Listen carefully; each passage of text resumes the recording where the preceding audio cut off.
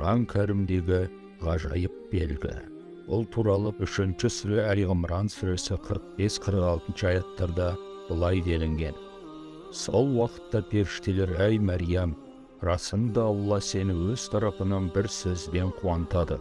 Оның аты Мәсіх Иса Мәриям ұлы. Дүние ақыретте беделді, сондай-ақ Аллаға жақындардан болады. Бесікте және ер жеткенде адамдарға сөйлейді, әрі игілерден болады. Әрине, бесікте жатқан адам адамдарға ақыл айтып, оларға игілікті үйретті.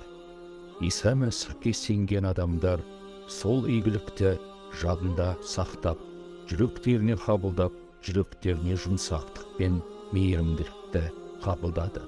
Бұл туралы Хадид сүресі 57 сүре 27 аят растап, ақиқатпен куәлік келтіреді.